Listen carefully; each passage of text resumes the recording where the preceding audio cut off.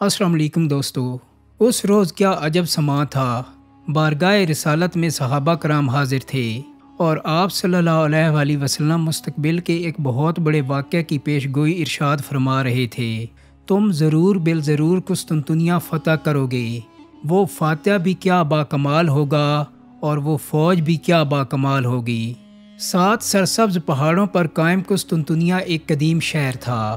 شہر کے شمار میں گولڈن ہارن یعنی شاخ زرین نامی خلیج، مشرق میں بحر اسود اور جنوب میں بحیرہ مرمر کے قدرتی حصار تھے۔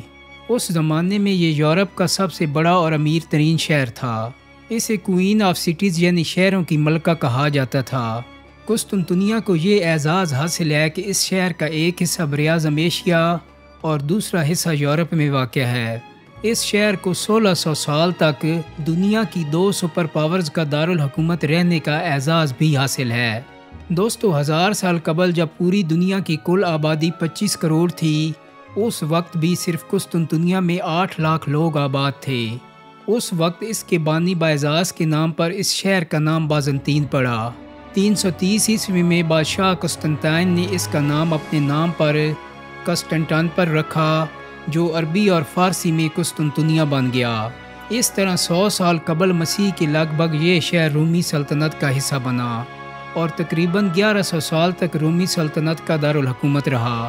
قسطنطنیہ کو عیسائی دنیا میں روحانی قلعہ کی حیثیت حاصل تھی۔ آرتھوڈکس فرقہ کے عیسائی قسطنطنیہ کی طرف منہ کر کے دعائیں مانگا کرتے تھے۔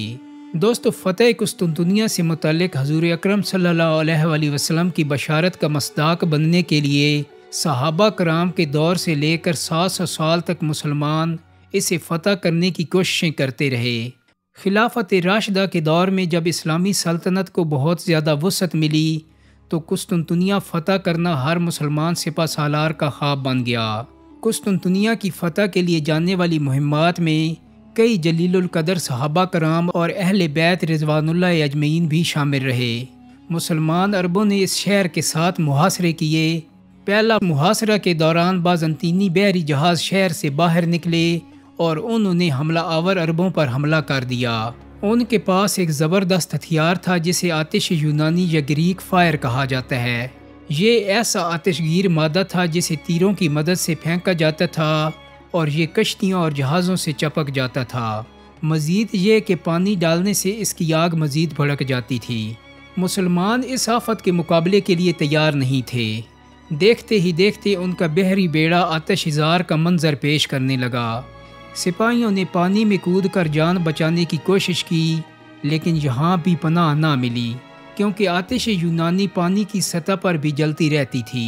اس وقت پورے بحیرہ مرمرہ نے آگ پکڑ لی تھی۔ مسلمانوں کے پاس پسپائی کے علاوہ کوئی چارہ نہ رہا۔ واپسی پر ایک ہولناک سمندری طوفان نے رہی سے کسر پوری کر دی اور سینکڑوں کشتیوں میں سے چند ہی بچ کر لوٹنے میں کامیاب ہو سکیں۔ اسی دوران مشہور صحابی حضرت ابو ایوب انصاری رضی اللہ تعالیٰ عنہ بیمار ہو گئے۔ آپ نے فرمایا، جب میں مر جاؤں تو میرا جنازہ اٹھا کر دشمن کی سرزمین میں جہاں تک لے جا سکو لے جاؤ، اور جب آگے بڑھنے کا امکان نہ رہے تو اسی جگہ مجھے دفن کر دینا۔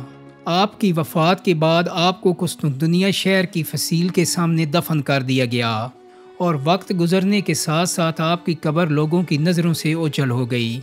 7واں اور آخری محاصرہ ہارون الرشید کے سپہ سالار عبد الملک نے 798 میں کیا۔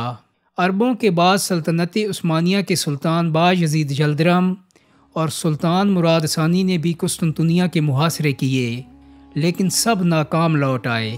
مسلمانوں کی پے در پہ ناکامیوں سے قسطنطنیہ کو نئی زندگی مل گئی۔ عیسائی اسے اسلام کے خلاف عیسائیت کی فتح تصور کرنے لگے۔ دراصل عیسائیوں نے اس باکمال شہر کو ناقابل تسخیر بنانے کے لیے ایسے حفاظتی انتظام کر رکھے تھے جنہیں شکست دینے کی تمام کوششیں ناکام ہوتی رہیں۔ بالآخر قدرت الہی کو اس ناقابل تسخیر شہر کو تسخیر کروانے کا ارادہ ہوا اور حکم الہی سے سلطنت عثمانیہ کے چھٹے بادشاہ سلطان مراد ثانی کی کنیز ہما خاتون نے ایک بچہ کو جنم دیا۔ سلطان مراد ثانی نے اس بچہ کا نام پیغمبر اسلام کے نام پر محمد رکھا۔ سلطنت عثمانیہ کے بانی عثمان ایک خراسانی خانہ بدوش ارطغرل کے بیٹے تھے۔ انہوں نے ایک سلطنت کی بنیاد ڈالی جو 300 سال کے عرصے میں دنیا کی طاقتور سلطنت بن گئی۔ خلافت عثمانیہ کے مشہور فرمانروا سلطان محمد ثانی ہے۔ یہ سلطنت عثمانیہ کے 7ویں فرمانروا تھے۔ دوستو، یہی وہ سلطان ہیں جن کے ہاتھوں آگے چل کر سرکار دو عالم صلی اللہ علیہ وآلہ وسلم کی پیشگوئی کو پورا ہونا تھا، یعنی قسطنطنیہ کو فتح ہونا تھا۔ سلطان مراد ثانی نے اپنے بیٹے محمد ثانی کو 11 برس کی عمر میں عماسیہ بھیج دیا، جہاں انہوں نے حکومت سنبھالنے کی تربیت حاصل کی۔ سلطان محمد ثانی بچپن ہی سے علم حاصل کرنے کے شائق تھے۔ ان کے والد نے بہترین اساتذہ مقرر کیے جو زمانے کے بہترین عالم تھے۔ اس وقت کے مشہور عالم احمد بن اسماعیل کو رانی نے سلطان محمد کے دینی و دنیاوی علوم پر خوب توجہ دی۔ سلطان محمد اپنے استاد سے بے حد متاثر تھے۔ شیخ آق شمس الدین ایک اور نام ہے جو سلطان کی تربیت میں عمل دخل رکھتے ہیں۔ آپ ہی نے قسطنطنیہ کے محاذ پر سلطان محمد کی حوصلہ افزائی کی تھی۔ دوستو، سلطان محمد 3 زبانوں عربی، ترکی اور فارسی میں ماہر تھے۔ آپ شاعری بھی کرتے تھے جس میں اسلامی محبت جھلکتی ہے۔ کم عمری میں ہی آپ نے قرآن مجید، حدیث اور فقہ کی تعلیم حاصل کر لی تھی۔ اس کے علاوہ ریاضی، فلکیات، تاریخ، نظریاتی اور عسکری تعلیم بھی حاصل کی۔ سلطان محمد ثانی ہمہ جہت اوصاف کے مالک تھے۔ انہوں نے 9 سال کی عمر میں قرآن حفظ کیا، 14 برس کی عمر میں تخت سلطنت پہ بیٹھے، 19 برس کی عمر میں دنیا کی 7 زبانوں پہ عبور حاصل کیا اور محض 21 برس کی عمر میں قسطنطنیہ فتح کر کے بشارت نبوی صلی اللہ علیہ وآلہ وسلم کا مصداق بن گئے۔ دوستو، سلطان محمد ثانی فوجی قیادت کے لحاظ سے بہترین سپہ سالار تھے۔ ان کی سپہ سالاری کی تعریف تو از روئے حدیث صدیوں پہلے ہو چکی تھی۔ وہ تمام جنگوں میں فوج کی قیادت بذات خود کرتے تھے۔ سپہ سالار کی حیثیت سے وہ اپنے والد پر بھی فوقیت لے گئے۔ جنگ کے دوران ایسی ایسی ترکیبیں سوچتے جو کسی کے وہم و گمان میں بھی نہ آتی تھیں۔ شجاعت و بہادری میں اپنا ہم پلہ نہیں رکھتے تھے۔ دشمن کی صفوں میں تنے تنہا تلوار لے کر گھس جاتے تھے۔ سلطان جنگی چالیں چلنے میں بے حد محتاط تھے۔ ان کے علاوہ کسی کو معلوم نہ ہوتا تھا کہ اگلا محاذ کون سا ہوگا، حتیٰ کہ ان کے قریبی لوگ بھی اس بات سے لا علم رہتے تھے۔ ایک مرتبہ کسی نے پوچھا کہ سلطان محترم اگلی جنگ کس سے لڑنے کا ارادہ رکھتے ہیں؟ سلطان کا جواب تھا، اگر میری داڑھی کے کسی بال کو بھی یہ معلوم ہو جائے تو میں اسے بھی اڑا دوں اور جلا ڈالوں۔ سلطان جب کسی علاقے پر حملہ کرنے کا سوچ لیتے تو اس پر ڈٹ جاتے۔ بڑے سے بڑا طوفان بھی ان کا ارادہ بدل نہیں سکتا تھا۔ قسطنطنیہ پر حملے سے پہلے کہا تھا، یا تو میں قسطنطنیہ لے لوں گا یا قسطنطنیہ مجھے لے لے گا۔